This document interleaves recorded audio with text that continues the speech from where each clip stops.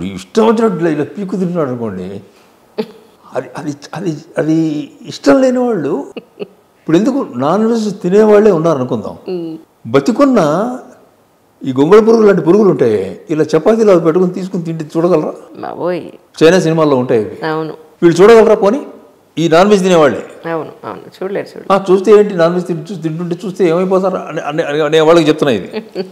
పావుని ఇట్లా కోసి అట్లాగే సెలెక్ట్ చేసుకుని అక్కడ బతుకునే పావులు ఉంటాయి బాక్స్లో, ఈ పావు అంటాడు.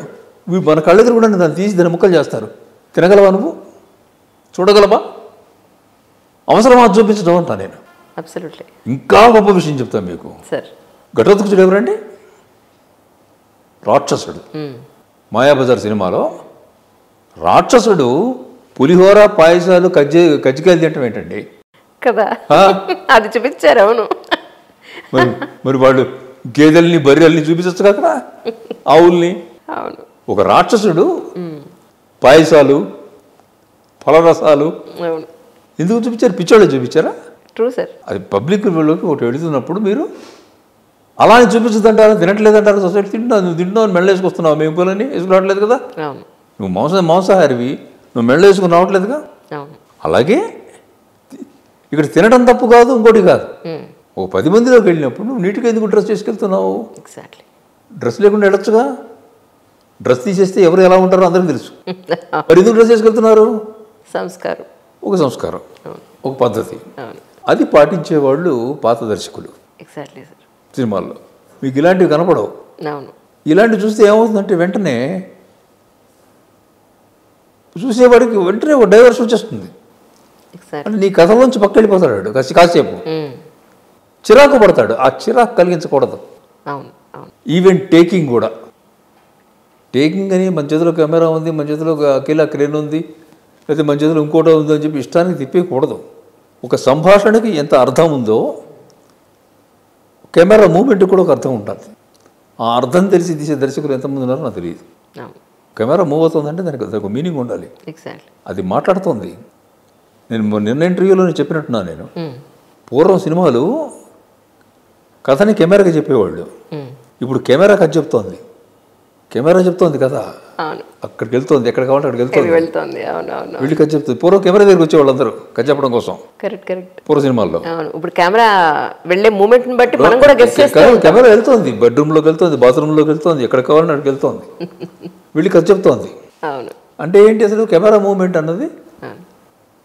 ఎందుకు కెమెరా ఒక కదలిక జరిగింది అంటే అదొక సంభాషణ అన్నది ఎంతమంది తెలుసు? అది తెలుసుకుని ఎంతమంది చేస్తున్నారు? అది గుడ్ టేకింగ్. అంటే పిచ్చి పిచ్చిగా కెమెరాను వాడేయడం టేకింగ్ కాదు.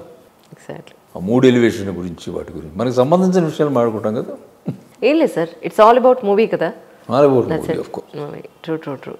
కానీ ఒకటి, మీలాంటి సీనియర్ మోస్ట్ రైటర్స్ అనండి, ఇంత సీనియారిటీ ఉన్న వ్యక్తుల్ని ఇంటర్వ్యూ చేసినప్పుడు మా ఖాతాలో ఒక మంచి వ్యక్తి లేదా మంచి రైటరు, మంచి డైరెక్టరు, ఇంత అద్భుతమైన సీనియర్ పర్సన్ తోటి కమ్యూనికేట్ చేయడం లేదా కాన్వర్జేషన్ చేయడం అనేది మాలాంటి జర్నలిస్టులకి ఒక మంచి పేజ్ ఉన్నట్టే మా కెరియర్లో. Absolutely sir.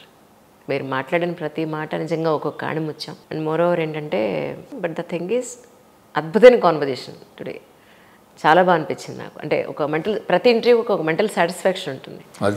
అది చాలా ఇంపార్టెంట్ అనమాట. ఎక్కడైనా అసంపూర్తిగా ఉంది అనిపిస్తే ఖచ్చితంగా నేను మళ్ళీ ఇంకొకటి చేయాలి సార్ నేను ముందే చెప్పేస్తాను.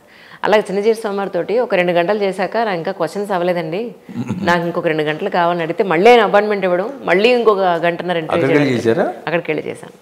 సో అలాగే ఇప్పుడు నేను మిమ్మల్ని ఏం అడుగుతున్నానంటే, మరొక్కసారి మిమ్మల్ని ఎంతవరకు రప్పించుకుంటే నేనే ఇంటికి వస్తాను, మనం అక్కడే మీరు ఎక్కడ కూర్చుంటే అక్కడే చేద్దాం, నేను కావాలంటే కిందే కూర్చుని చేస్తాను, ఇబ్బంది లేదు. ఒక మంచి కాన్వర్జేషన్ చేద్దాం మళ్ళీ ఇంకొకసారి తప్పకుండా. మీరు దానికి ఓకే అనాలి, ప్రామిస్ చేయండి. షూర్. మిమ్మల్ని ఇంతవరకు రప్పించండి, నేనే వస్తాను నిజంగానే. పర్లేదు, ఏముంది రావడానికి. ఇప్పుడు ఈ కంఫర్ట్ అక్కడ ఉండదు కదా, లైటింగ్ పర్వాలేదు అంటున్నాను నేనంటే. మీరున్న ప్లేస్ని న్యాచురల్గా అలాగే చూపిస్తాను అంటున్నాను. అక్కడంటే మీకు లైట్ లీక్ అవుతుంది డే టైము. ముందైతే ప్రామిస్ చేయండి ఇస్తానని. Sure. Thank you so much for coming. ఒకటి చెప్తా, చెప్పండి. భోజనం పిలిచామనుకోండి ఎవరన్నా, అంతా పెడతాం, అన్నీ పెడతాం. అవును. ఇప్పుడు తర్వాత లాస్ట్లో తాంబూలం ఇస్తాం. అవును. దాని అర్థం ఏంటి తెలుసా మీకు? ఏంటండి? ఇంకేం లేవు పెట్టడానికని. నారాయణ. అచ్చా, అదే అర్థం. మరి లేదు ఇంకేం లేవు, చక్కగా అరగడానికేమో ఉన్నవన్నీ ఇచ్చాం. ఆహా, పాయసాలు పెట్టాం, ఆ పెట్టాం, ఇవి పెట్టాం, పచ్చళ్ళు పెట్టేసాం, అన్ని ఏం కావు ఇంట్లో ఏముండే అన్ని ఇచ్చాం. తాంబూలం ఒకటి. ఇంకేం లేవురా బాబు అని చెప్పడానికి ఒక. Thank you sir, thank you so much. Right,